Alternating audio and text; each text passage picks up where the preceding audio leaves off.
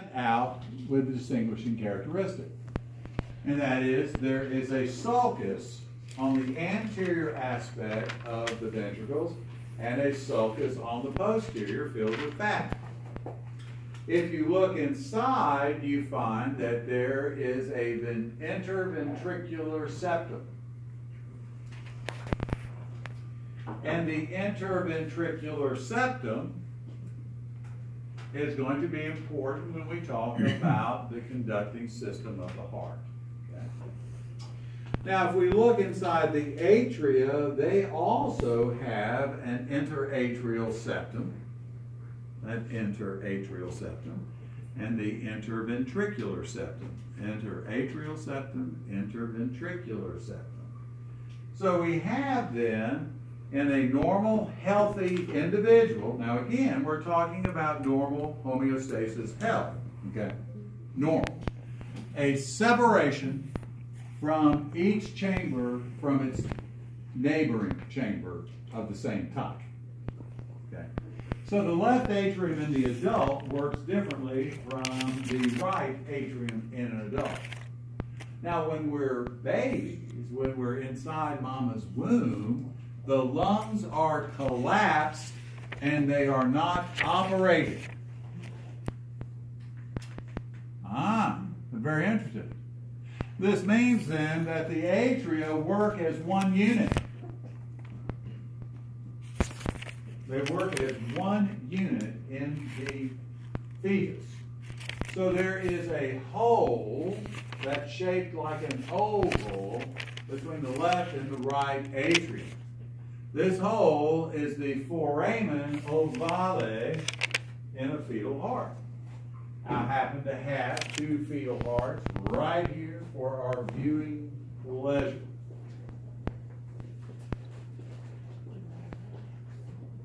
Fetal heart?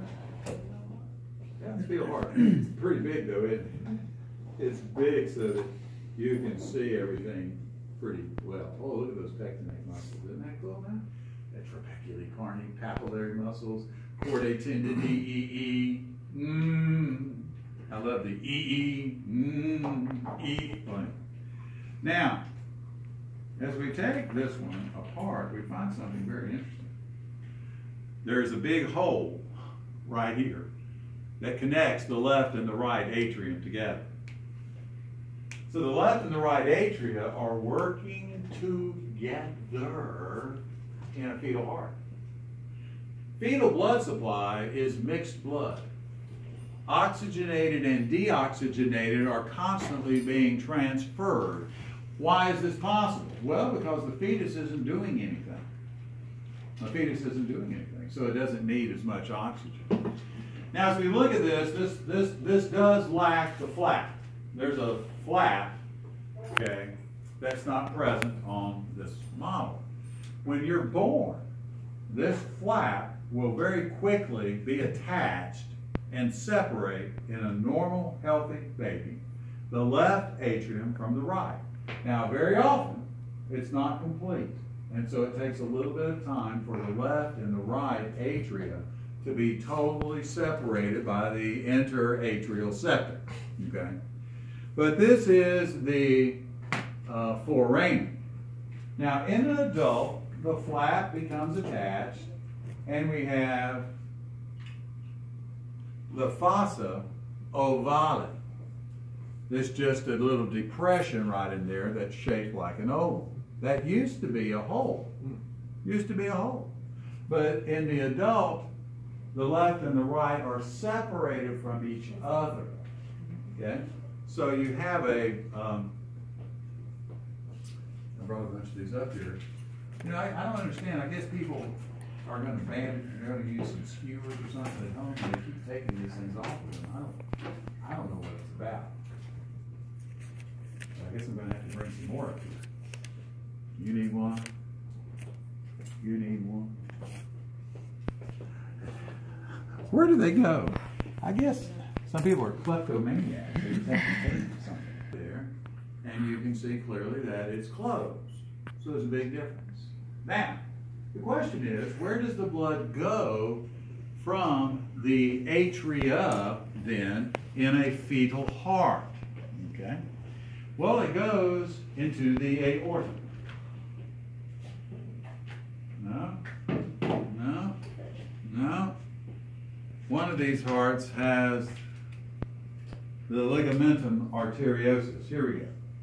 Here is the ligamentum arteriosus present on this model. Okay. All right. White. Yeah, you got some on yours too. Yeah. All right. So this is going from the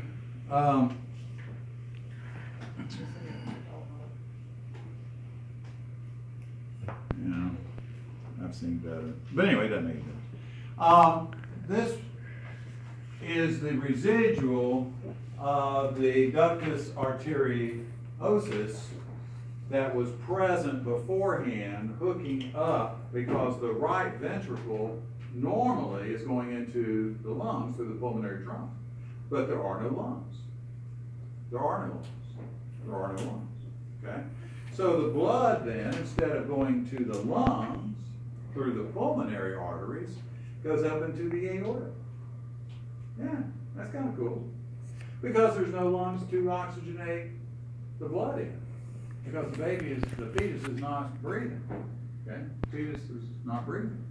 So the right ventricle, when it's pumping inside the fetus, that blood is going into the arch of the aorta. That's where it's going.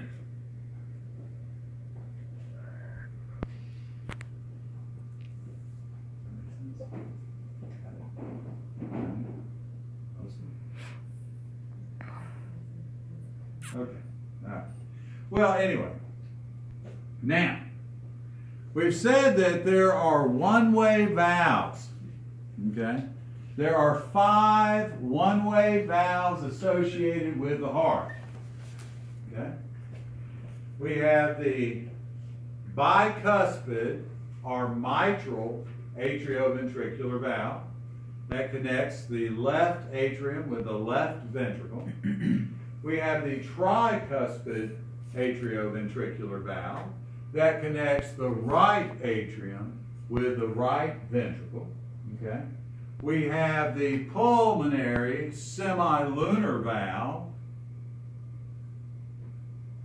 that connects the pulmonary trunk with the right ventricular contraction blood. We have the aortic semilunar valve, that is going to connect the left ventricular blood with the aorta. Now, before blood can enter the pulmonary trunk or the aorta, the pressure in the ventricle has to exceed the back pressure in those big arteries. Can't get out until you can get out. You got to have over the pressure that's in there. Now, that's 4 valves, but there's one more. The Thebesian valve is right here. This is the coronary sinus opening. This is how the blood from the heart as an organ is going to enter deoxygenated blood in the right atrium. Right there. Not all of them do. Yeah, a lot of them don't have anything in there. Thebesian? Now, we get credit if we call it the coronary sinus valve instead of the Thebesian. We call it the coronary sinus instead of the atrial. Yeah, that's fine. Okay. Doesn't it have Thebesian? It does have parentheses. Yes, I love it. Okay, I'll take either one. You like that? Yeah. I like single words myself, but as you wish. Okay. Right? Okay. So those are the 5 one-way valves. 5 one-way valves. 5 one-way valves. This was this. Yours?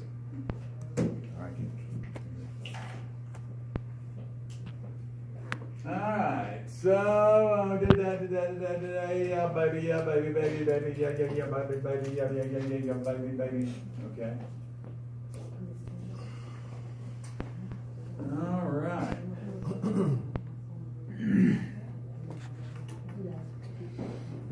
Okay, I don't care anything about the sinus venerum. That doesn't, I mean, really. All right, the right auricle. Now let's talk about the cave that is a vein. We got the man cave, we got the vein cave. These are huge veins. These are the largest veins that we have in the body. Okay? And these, excuse me? Vena cava? We're just going down the list up there. That's the next thing. Superior vena cava, inferior vena cava. We good now? Good? Positive? Okay. Anyway. These are going to bring the systemic deoxygenated blood back into the heart. Okay. One on the top, one on the bottom. One on the top, one on the bottom. So as you look then at the heart, you find that you have a large vein right here. This is the superior vena cava. And then on the bottom of the heart as a model, they just paint blue around it. And this is the inferior vena cava. The inferior vena cava.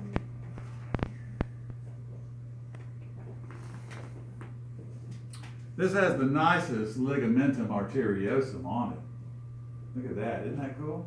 And you can see very clearly that the pulmonary and the arch of the aorta in the fetus were connected with a blood vessel.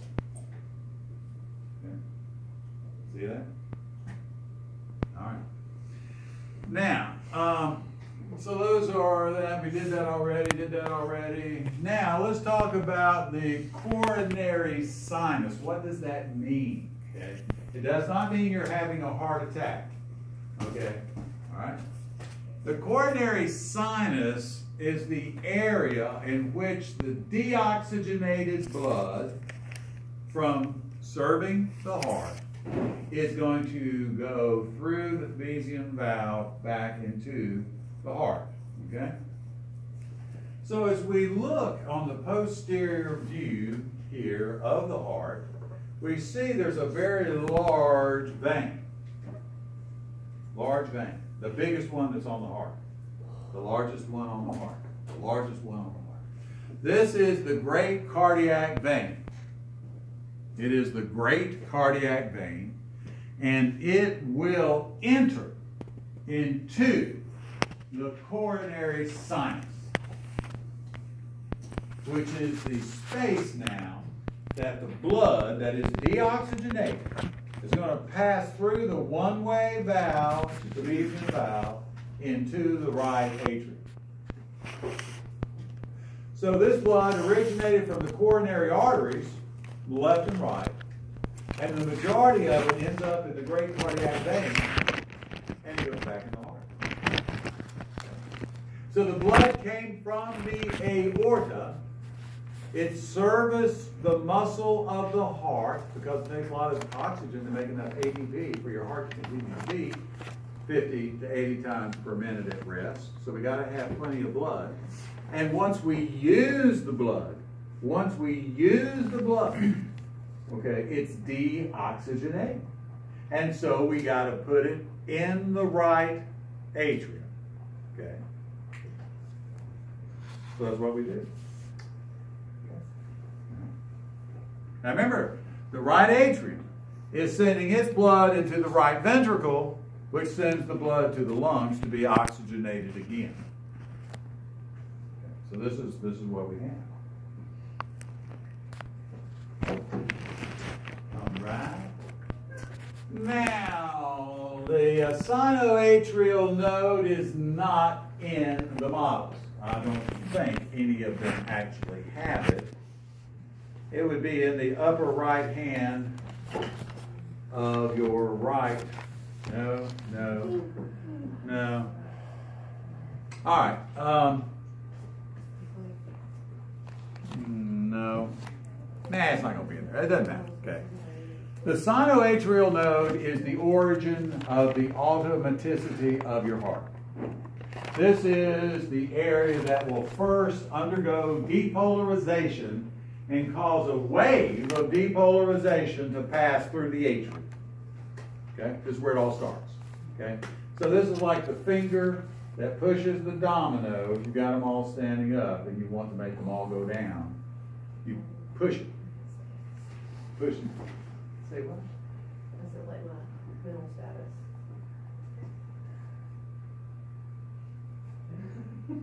I just don't understand why, well, we turned blue and it's just red on this model.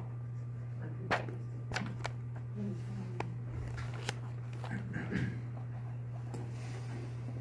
This is pulmonary. Right? So arteries are blue, veins are red. Then I get confused about then, that's what I thought, but then the cardiac vein, which one's that?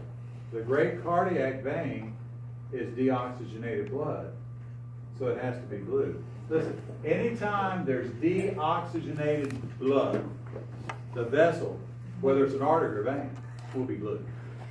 It's not really blue. It's actually purplish red. You know, but you know, they just make it red and blue. There's no way to get all the oxygen out of your bloodstream out of capillary bed. Just can't do it. So there's always a little left, so it makes it a little reddish. So it's reddish purple. But anyway, if it's deoxygenated blood, then it's the blue on the model. If it's got oxygen, a high amount, it's red. Okay, so there's no. I think I see the problem. There's no set, definite way to do it. It confuses a lot of people, especially people who are editors, so they mess it up. Right? The lab practical reasons, the blue red, right? Like when you point to the model, for us to tell you what it is in a lab, it's in the red, right? Oh yeah, I'm going to use So the for colored lab model. practice, Yeah, I'm not going to use right. a big heart for that. That would be mean. Pulmonary trunk, always visible because of the semilunar valve that's associated with it. And you see a very smooth area right before the semilunar valve. That is the conus arteriosus, because in 3 dimensions, it forms a cone. 3-dimensional, but you just see part of it. The conus that's there. Now, the pulmonary semilunar valve, we already did that. The moderator band, okay, may or may not be in the model. Let's take a look here. These are just trabeculae carni. Oh, it is. Amazing. Here is the moderator band in the right ventricle. It's down here. And this is a very small heart. It doesn't really. Yeah, that's an inexpensive part. That just came out of those cheap ones. But it still has all the big stuff on it. Okay. But if I was going to take a picture, I would take a picture of this one. Yeah. You can see that the carni are connecting the septum here to the right wall. See that? I'm going to show it to you on the overhead. Yeah. Because the small models don't have it. We find that in the right ventricle area, we have an area right down in here where the trabeculae carni actually attach the interventricular septum here with the right ventricular wall. And you can see that this is going all the way up here, and so this is connecting them together. And so it's a banding together of the interventricular septum and the wall.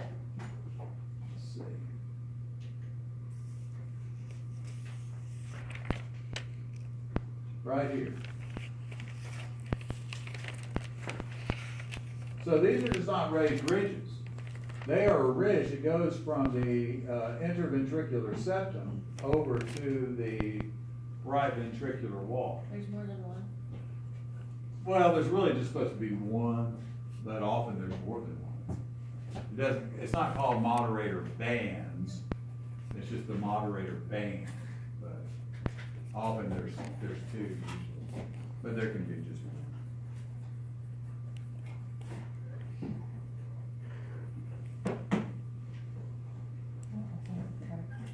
And you can see it says septomarginal. Septomarginal. That means from the septum to the margin. Okay. All right. Left atrium to that left article. That's it. Right. Now, let's talk about the pulmonary veins. What color will they be? Green. Well, I thought they were deoxygenated. pulmonary. Pulmonary means of the pulmonary subdivision. Pulmonary. So, yeah, good. Pulmonary veins got to be red. Pulmonary artery, blue. Okay? So the word pulmonary is a giveaway to a reversal of how you normally think about arteries and veins. Okay? So there's no set red or blue. It depends on which system, subdivision you're looking at. Okay? So all pulmonary arteries are blue, all pulmonary veins are red. In fact, they are the reddest that there will ever be. Because these contain the blood that was just fully oxygenated as best you can do in your body. Pretty good, huh? You said pulmonary arteries are blue. Yes, that's what it says. So arteries are taking blood away. Yeah, they're taking the blood away from the right ventricle. What's in the right ventricle? Deoxygenated blood. Yeah. Now, there's no shortcut to this. Okay? You just got to think about it. You have to think about it. What is in the chamber in normal homeostasis? Okay? What's in there? The right ventricle has deoxygenated blood. The left ventricle has oxygenated blood. Okay? But when you understand that, then it makes good sense that the right ventricular contractions send blood to the lungs to become oxygenated. The right atrium has deoxygenated. What did you say? The right atrium gets deoxygenated blood. It sends it into the right ventricle. The right ventricle sends it to the lungs so it can become oxygenated. In the lungs, once it's oxygenated, it returns then to the left atrium, where the oxygenated blood will go into the left ventricle, where the oxygenated blood is then sent to the body. Say what?